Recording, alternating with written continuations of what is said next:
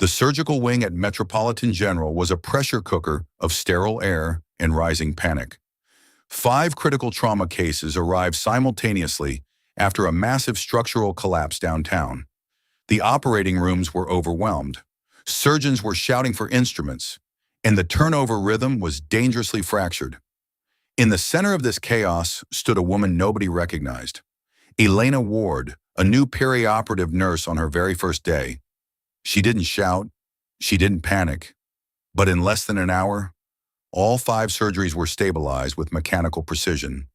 When the dust finally settled, the chief of surgery stopped everything and asked, "Who is she?" History was made. Elena Ward was 32 years old, and in the sterile, high-stakes world of the modern operating room, she was essentially a ghost. She had arrived at Metropolitan General only 48 hours ago as a new hire in the perioperative department. To her new colleagues, she was just another support body, a pair of hands to pass a cold scalpel or help prep a terrified patient for the descent into anesthesia. In the rigid, traditional hierarchy of a major metropolitan teaching hospital, titles are everything, and Nurse Ward was at the very bottom of that jagged ladder. The OR environment is a theater where the surgeon is the undisputed star of the show.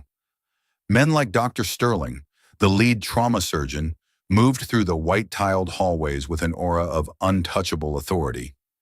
They were the ones who made the life-saving cuts. They were the ones whose names appeared in the glossy hospital newsletters.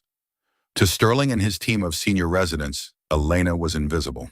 Just another background character in a blue scrub cap, likely hired to fill a vacancy during the seasonal shortage. The fluorescent lights hummed with a low, electrical buzz that seemed to vibrate in Elena's very bones.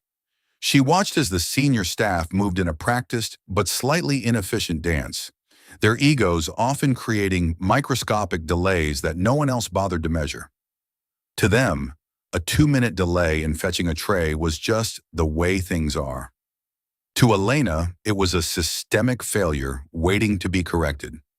Earlier that morning, Sarah, a senior nurse who had been at the hospital for 15 long years, had assigned Elena to the supply station near the back of the wing. "Just stay here, Elena. Watch the inventory and try to learn the layout of the surgical trays," Sarah had said with a dismissive, albeit not unkind nod. "This isn't like the smaller suburban clinics you're probably used to. Things move at light speed here. Don't try to overcomplicate the process or ask too many questions when the red lights go on." Elena didn't defend her background. She didn't mention the high-volume tactical trauma centers she had managed in Eastern Europe. She didn't mention the dual degree in systems engineering she held in addition to her nursing credentials. She simply gave a polite, practiced nod that hid a mountain of experience. "I understand, Sarah. I'll stay on the perimeter and ensure the trays are prepped for the next rotation." Her voice was as smooth as silk over tempered steel, calm, professional, and entirely devoid of ego. She spent the first 4 hours of her shift watching them move. She watched their hurried, somewhat disorganized pace during routine cases. She noticed the way the residents fumbled with the equipment manifests when they got flustered. She measured the microseconds wasted during the room turnovers, because the cleaning crews and the sterile techs weren't synchronized. In the eyes of the elite surgical team, Elena was just a paper nurse, someone who knew the theory from a textbook, but would likely freeze the second a real, bloody mass casualty event hit the sliding glass doors. They judged her by the silence she kept, not realizing that her silence was a weapon of observation. She was analyzing them. She was mapping the invisible bottlenecks in their workflow. She was identifying the cracks in the hospital's foundation before the storm even reached the city limits. The air in the surgical wing smelled of ozone, an industrial-grade disinfectant. Elena stood by the supply shelves, meticulously organizing the suture kits by needle gauge and thread material. Several residents brushed past her, their heavy gear clinking as they moved toward their assigned rooms, talking loudly about their weekend plans. None of them acknowledged her presence with so much as a nod. She was just part of the hospital's architecture, moving in the shadow of the elite, or so they had convinced themselves. She noticed that the backup generator tests were scheduled for the same hour as the predicted traffic surge, a detail everyone else had ignored. She quietly moved the emergency flashlight kits to the top shelf and verified the manual override for the oxygen valves. She wasn't just organizing. She was preparing for the event horizon, the moment where the system's capacity would be tested to the point of collapse. But Elena knew that the city's infrastructure was aging. She had read the morning news about the construction site downtown and the instability of the old foundation. She wasn't just organizing sutures. She was preparing for an eventuality she had seen too many times before. While others were drinking their third espresso and joking in the break room, she was pre-charging the backup batteries for the mobile monitors and verifying the expiration dates on the emergency blood supply. She was the anchor that was being ignored by the ship. If you think people are often underestimated based on their role, comment, "That is unfair." The deceptive calm of the morning shattered at exactly 10:14 a.m. The red code black lights began to pulse in the hallways, reflecting off the polished linoleum floors in a frantic, rhythmic warning that made the heart race. A massive structural failure at a high-rise construction site downtown had sent 5 critical trauma patients to Metropolitan General at the exact same moment. The atmosphere in the surgical wing shifted from orderly to electric panic in under 30 seconds. Dr. Sterling was already in the center of the intake bay, barking orders that seemed to bounce off the walls like echoes in a canyon. "I need OR 1 through 5 prepped immediately. We have 2 internal abdominal bleeds, 1 thoracic trauma, and 2 multi-fracture stabilization cases with suspected vascular damage. Where is my neuroconsult? Move, people. Every second is a liter of blood they don't have." The medical team was elite, yes, but even the best teams buckle under the weight of a simultaneous surge. The problem at Metropolitan General wasn't a lack of surgical skill, it was a lack of synchronization. The nursing station was flooded with competing requests. The supply runners were tripping over each other in the narrow corridors, and the anesthesiologists were waiting for trays that hadn't been cleared through the sterile processing unit yet. The sound of screeching gurney wheels and the rhythmic beep of fading vitals filled the air. It was a cacophony of clinical terror. Elena felt the atmosphere thicken, a phenomenon known in high-risk engineering as cognitive overload. She could see the senior staff's eyes glazing over, their brains trying to process too many variables at once. They were shouting louder because they were losing their grip on the sequence. The golden window for these 5 patients was shrinking by the second. Elena stood at the edge of the intake zone, her green eyes scanning the digital board that tracked room availability. She saw the fracture in the flow immediately, or one was waiting for a specific vascular kit that was currently sitting in a bin in the hallway, or 2 was technically ready, but the patient hadn't been cleared by the scrub team because of a paperwork error, or 3 was still being cleaned from a routine morning case, the crew moving with no sense of urgency. It was a systemic breakdown on a grand scale. Sarah, the senior nurse, was on the phone, her voice rising in audible frustration as she tried to track down missing equipment from the basement. "I don't care if the delivery is delayed. We have people dying on the gurneys right now. Get me those kits by any means necessary." Elena noticed the small things that the others were too panicked to see. She noticed that the sterile processing unit was holding back the kits because the digital documentation hadn't been signed by a resident who was currently in surgery. She saw that the gurney transport team was stuck in a bottleneck at the central elevator bank. She saw that the senior surgeons were wasting precious energy arguing about room assignments instead of operating. She saw a transport tech struggling with a jammed wheel and a nurse reaching for the wrong medication vial in the chaos. The medical fog of war had descended. In this fog, people didn't die from bad medicine. They died from bad timing. Elena realized that if someone didn't seize the beat, the symphony would turn into a slaughter. "Sarah," Elena said, stepping closer to the frantic nursing desk. Her voice was low, but it had a specific frequency that seemed to cut through the noise of the sirens and the shouting. "We don't need more surgeons on the floor. We need a better rhythm. OR 3 is clean, but the sensors haven't updated the central dashboard. Move case 1 there now, and I'll clear the manifest manually." Sarah didn't even look up from her phone. "Not now, Elena. I'm trying to find the vascular kits. Just stay out of the way and keep the supply room open." Elena didn't argue. She knew that in a high-stakes crisis, clarity is more valuable than gold, And silence is more powerful than a scream. If the system wouldn't listen to her words, it would have to follow her lead. She stepped into the no man's land between the supply room and the 5 operating theaters. She wasn't carrying a scalpel. She wasn't performing surgery. She was something far more dangerous to the chaos. She was a tactical flow optimizer. She began to move with a speed and intent that made the residents stop and stare. She knew that if she didn't fix the turnover speed and the equipment flow, they would lose at least 2 of the 5 patients before they even hit the table. She breathed in the sharp scent of antiseptic and cold, clinical fear, her mind already running a high-speed simulation of the next 60 minutes. The invisible nurse was gone, and a master of the machine was about to take control of the environment. If you realize systems fail before people do, comment, "I was wrong." Elena Cross didn't wait for permission to save the day. She knew the surgeons were the hammers, but she was the one who would design the strike. She began a surgical masterclass in optimization that the staff of Metropolitan General would analyze in textbooks for years to come. 1. Standardizing the setup, cases 1 and 2. Elena realized that the single biggest delay in OR 1 and 2 was the non-standard tray layouts.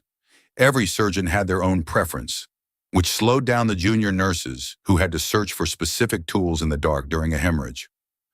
Without asking for a supervisor's nod, Elena moved into the prep zones like a shadow. She standardized the trays into a rapid access format she had perfected in combat zones, where every second was a life. She grouped the vascular clamps in the retractors in a way that required zero mental effort to locate.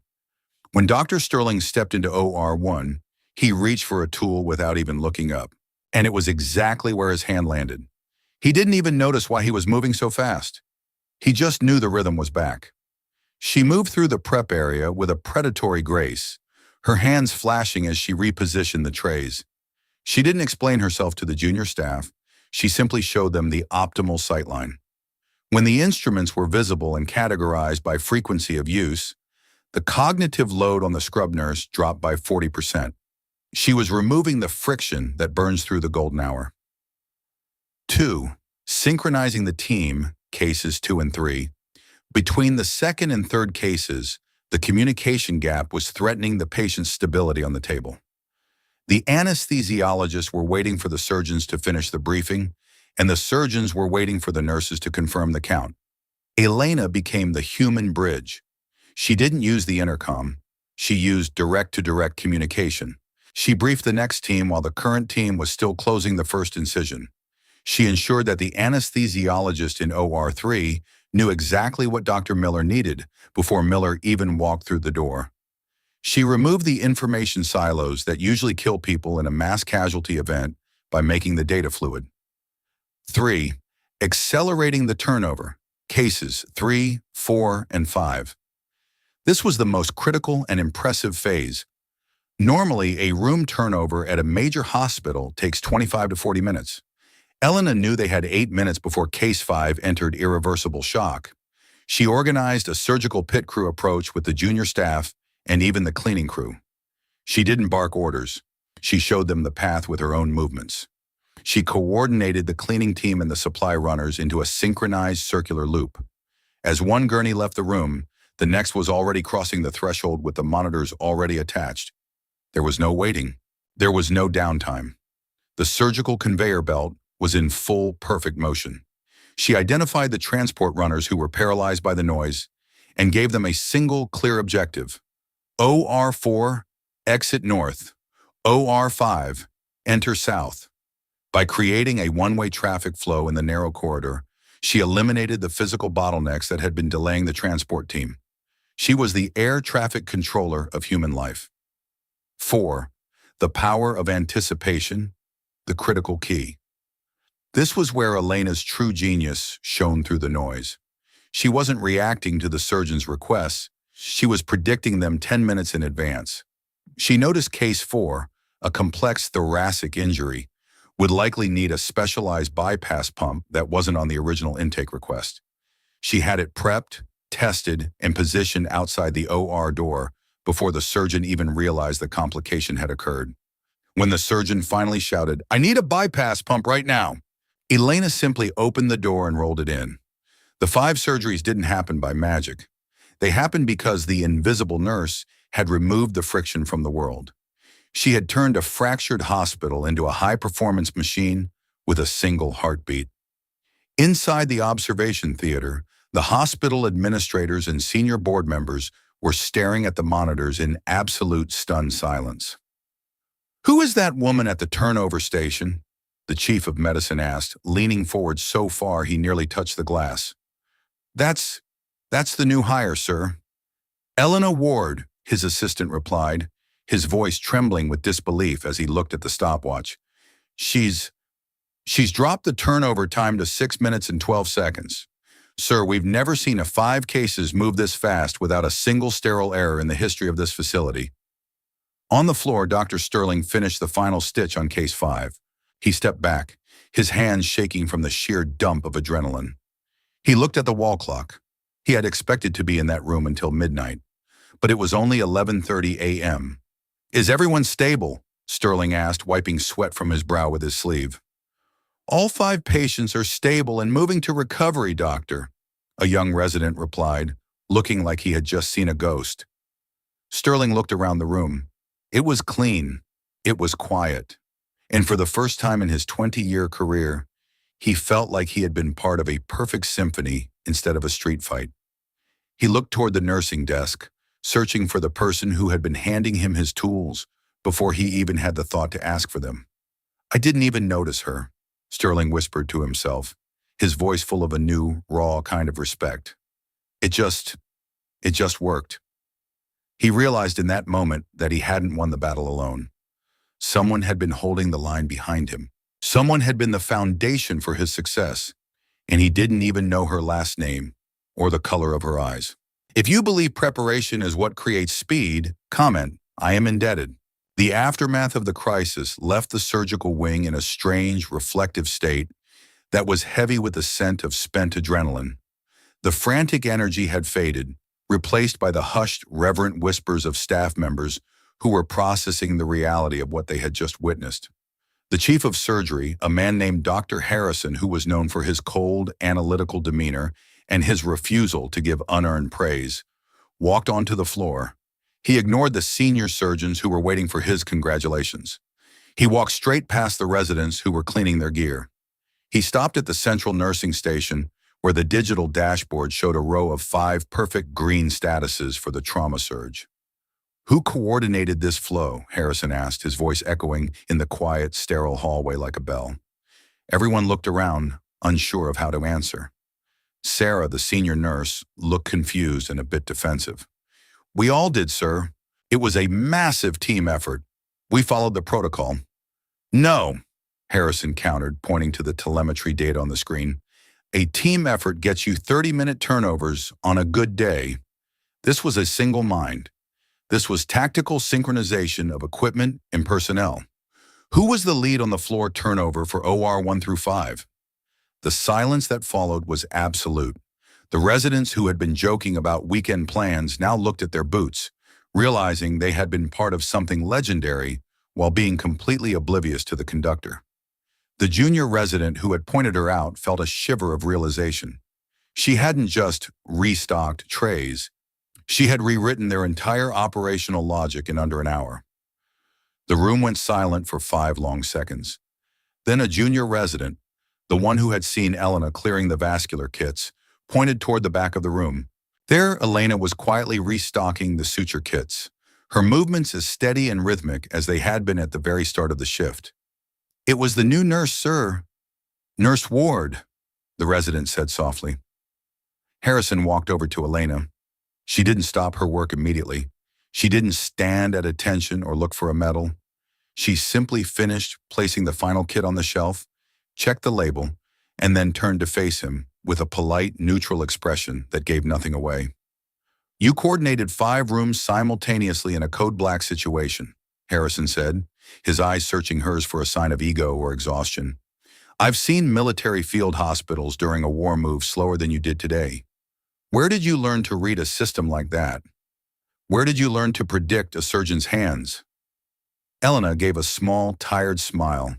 the first real emotion the staff had seen from her all day.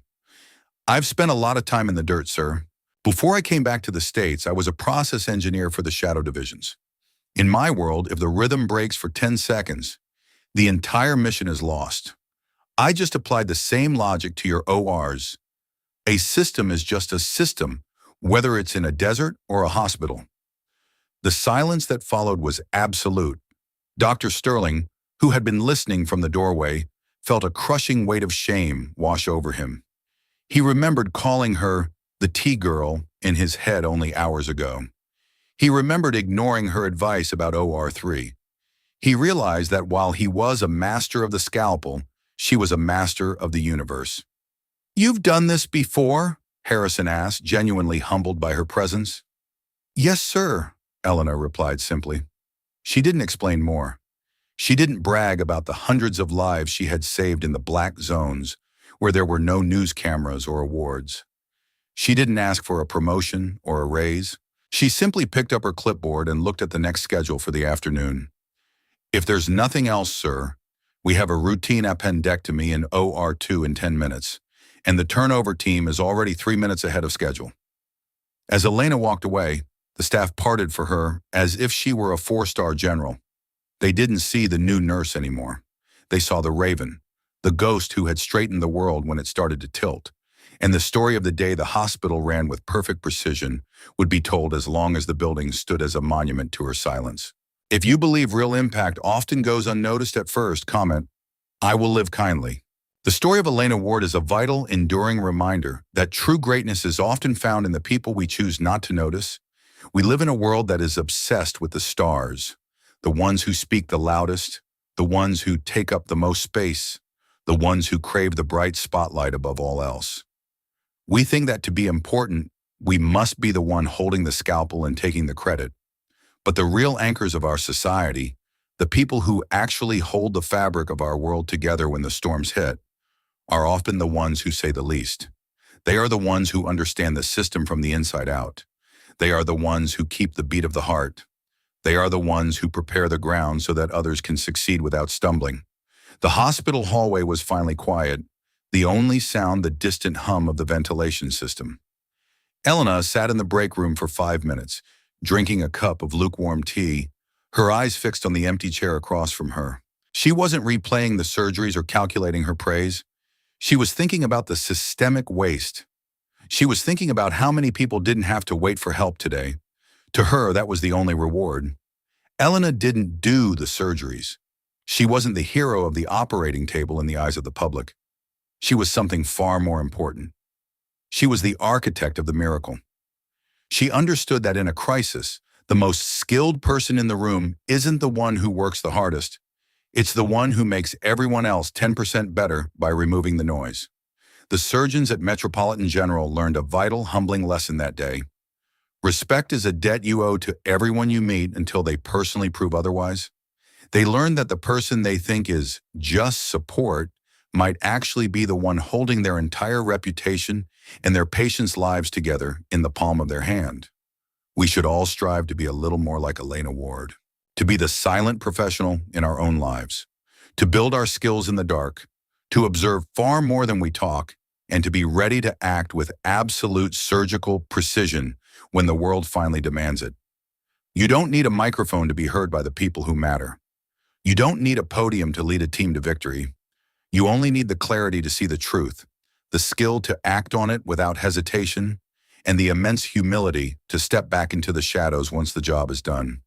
The next time you see someone who looks ordinary, someone who is working quietly in the corner while everyone else is seeking attention and validation, don't assume you know their story, because they might just be the engine that keeps the whole world spinning while you sleep, and they might just be the only reason you make it home tonight. True mastery doesn't roar. It whispers in the way a system functions when it's under pressure.